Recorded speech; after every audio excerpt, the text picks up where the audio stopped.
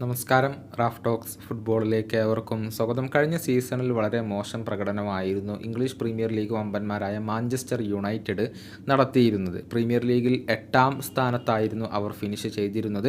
ക്ലബിൻ്റെ ചരിത്രത്തിൽ ആദ്യമായിക്കൊണ്ടാണ് ഇത്രയും മോശം നിലയിൽ അവർ ഒരു പ്രീമിയർ ലീഗ് സീസൺ അവസാനിപ്പിക്കുന്നത്. എന്നാൽ മാഞ്ചസ്റ്റർ സിറ്റിയെ പരാജയപ്പെടുത്തിക്കൊണ്ട് FA കപ്പ് കിരീടം നേടാൻ യുണൈറ്റഡിന് കഴിഞ്ഞ സീസണിൽ കഴിഞ്ഞിരുന്നു. അവരുടെ പരിശീലകനായ എറിക് ടെൻ ഹാഗിനും അതുപോലെ തന്നെ അവരുടെ ആരാധകർക്കുമൊക്കെ വലിയൊരു സന്തോഷം നൽകിയ കാര്യമായിരുന്നു ഇത്.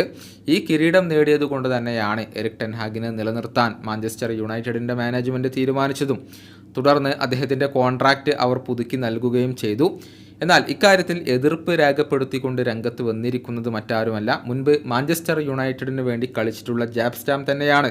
അതായത് ടെൻ ഹാഗ് ഉടൻ തന്നെ യുണൈറ്റഡിൻ്റെ പരിശീലക സ്ഥാനത്ത് നിന്നും പടിയിറങ്ങണം എന്നാണ് അദ്ദേഹം ആവശ്യപ്പെട്ടിട്ടുള്ളത്.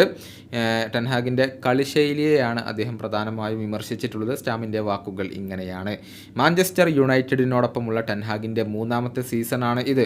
അദ്ദേഹത്തിൻ്റെ കോൺട്രാക്റ്റ് പുതുക്കാൻ പാടില്ലായിരുന്നു. അദ്ദേഹം ക്ലബ്ബ് വിടേണ്ട സമയം അതിക്രമിച്ചു കഴിഞ്ഞിട്ടുണ്ട്. കഴിഞ്ഞ സീസണിൽ യുണൈറ്റഡ് എത്രാം സ്ഥാനത്താണ് ഫിനിഷ് ചെയ്തത് എന്നുള്ളത് അദ്ദേഹം തന്നെ സ്വയം മനസ്സിലാക്കണം. അദ്ദേഹത്തിൻ്റെ കളിശൈലിയോട് എനിക്ക് ഒട്ടും യോജിപ്പില്ല. ടീം മോശമായി കളിക്കുമ്പോൾ അത് തുറന്നു പറയാനുള്ള ഒരു ആർജവമെങ്കിലും പരിശീലകൻ കാണിക്കണം, അല്ലാതെ ടീം മെച്ചപ്പെടുകയില്ല. ഇനി ഈ സീസണിൽ പഴയ പോലെ കാര്യങ്ങൾ നടപ്പാകില്ല. അദ്ദേഹം ടീമിനെ മുന്നോട്ട് കൊണ്ടുവന്നേ മതിയാകൂ. ഇതാണ് ജാബ് സ്റ്റാം ഇപ്പോൾ പറഞ്ഞിട്ടുള്ളത്. ഈ സീസണിൽ മാഞ്ചസ്റ്റർ സിറ്റിയോട് കമ്മ്യൂണിറ്റി ഷീൽഡ് ഫൈനൽ മത്സരത്തിൽ യുണൈറ്റഡ് പരാജയപ്പെടുകയായിരുന്നു. പെനാൽറ്റി ഷൂട്ടൗട്ടിലായിരുന്നു അവർക്ക് പരാജയം ഏറ്റുവാങ്ങേണ്ടി വന്നത്. അതേസമയം പ്രീമിയർ ലീഗിലെ ആദ്യ മത്സരത്തിൽ ഫുൾഹാമിനെ ഏകപക്ഷീയമായ ഒരു ഗോളിന് പരാജയപ്പെടുത്താൻ അവർക്ക് കഴിഞ്ഞിട്ടുണ്ട്. പുതിയ താരം സിർക്സി നേടിയ ഗോളാണ് അവർക്ക് വിജയം സമ്മാനിച്ചിട്ടുള്ളത്. ഈ വീഡിയോയുടെ അവസാനിപ്പിക്കുന്നു. വീണ്ടും കാണാം.